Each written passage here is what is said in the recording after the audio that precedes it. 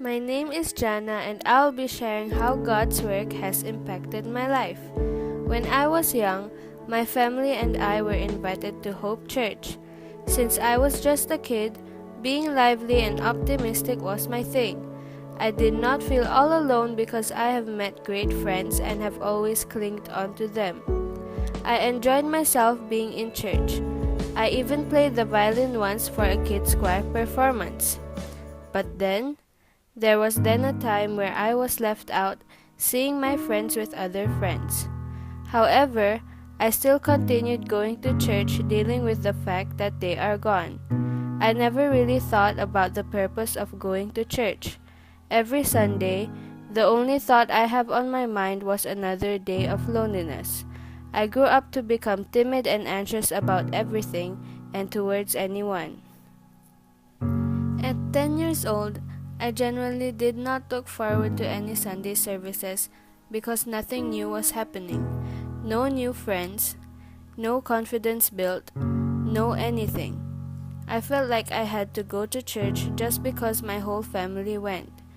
After months of feeling forced, I made my own decision of not attending Sunday services anymore. I continuously gave made-up excuses, and obviously, I felt guilty for lying to my parents. My life went fine until I graduated to secondary 1. Instead of the imaginary moments I expected from my school, it was actually chaotic and rowdy. I believed that I could handle all of it, but as days passed, things got much worse. I was being called names, insulted at, and had my insecurities pointed out. Some parts of myself were not even seen as insecurities until my classmates made me suspect they were. The first few days I got bullied, I tried to think of it as a joke, a harmless, ridiculous joke. But the moment I reached home, I would hide myself into my room and just break down in tears. I did share my problem to some of my closest friends in school, or so I thought, but they ended up only listening and not doing anything to help or console me. They did not even care that I was in so much pain and that I was just making a big deal out of it. Experiencing this, I have always reminded myself to just keep all my issues to myself, assuming no one would probably care listening to it. As I was a fearful teenager, being in the situation of surrounding myself with people against me was definitely rough and disruptive for me. This made me shut myself out from others and even my family. Out of all the students in my class, why me? I suffered with sleepless nights reasoning that it would stop soon, but it continued for months to the point where almost the whole class was humiliating me, and I did not even do anything to stand up for myself.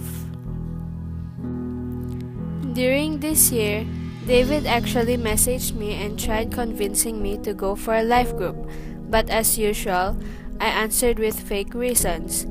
Thinking back, I think that I should really have attempted going back again. Secondary 2, my teachers knew about what was happening, and the bullying eventually stopped.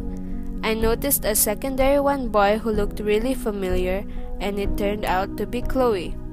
He persuaded me of visiting the church, and I knew that I could not get away with it. So this time, I did. It was the first time I went to church after many years. I noticed that the people in Jam Kids I knew before have grown so much once I saw them in Youth Ignite. Some of them used to be super awkward, but now they're open to others. Most of them used to sing praise and worship with no expression, but now they're praising and worshiping God with all their heart, some with tears.